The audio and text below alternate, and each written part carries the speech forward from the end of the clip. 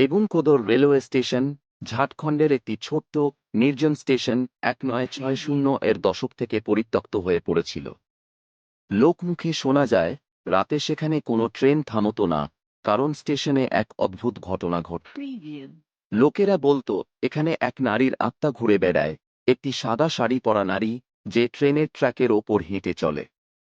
কেউ কেউ দাবি করেছে তারা তাকে ট্রেনের সামনে ঝাঁপিয়ে পড়তে দেখেছে, কিন্তু ট্রেন থামতে থামতে সে হাওয়ার মতো মিলিয়ে যায়।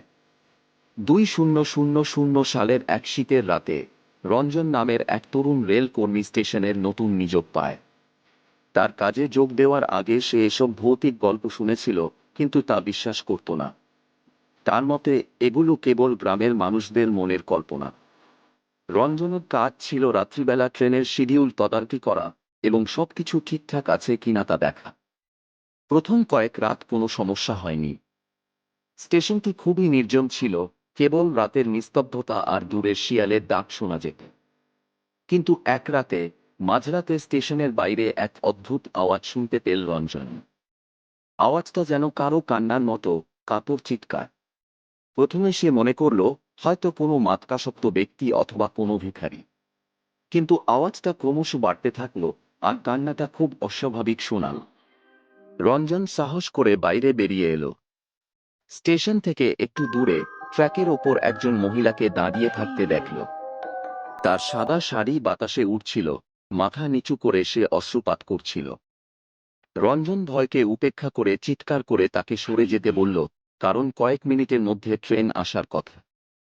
কিন্তু মহিলা কোনো সাড়া দিল না। সে দ্রুত তার কাছে যাওয়ার চেষ্টা করল, কিন্তু অদ্ভুতভাবে মহিলাটি ক্রমশ দূরে সরে যাচ্ছিল, যেন মাটি থেকে তার পা উপরে উঠছে। এমন সময় দূর থেকে ট্রেনের আলো দেখা গেল।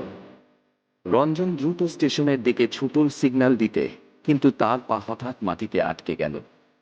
সে আর নড়তে পারছিল না। পেছন থেকে একটি শীতল হাত তার কাঁধে স্পর্শ করল। সে ঘুরে দাঁড়াতেই দেখল সেই সাদা শাড়ি পরা নারী। তার মুখ হঠাৎ বিভৎসভাবে বিকৃত হয়ে গেল, চোখ দুটি রক্তের মতো লাল, মুখের চামড়া ছিঁড়ে পড়ছিল। রঞ্জনের ভয়ে চিৎকার বের হলো, কিন্তু তার গলা থেকে কোনো শব্দ বের হলো না। ট্রেন স্টেশন পার হয়ে গেল, কিন্তু রঞ্জনকে পরের দিন সকালে স্টেশনের কাছে মৃত অবস্থায় পাওয়া গেল। তার চোখ দুটি ভয়ে উল্টে গিয়েছিল, আর মুখে ছিল ভয়াবহ আতঙ্কের ছাপ। সেই রাতের পর থেকে বেগুনকোদর স্টেশনে আর কেউ একা কাজ করতে চায় না। তারা বলে সে নারী প্রতিশোধ নিতে ফিরে আসে, আর যারা তাকে দেখতে পায় তারা জীবিত ফিরে আসে না।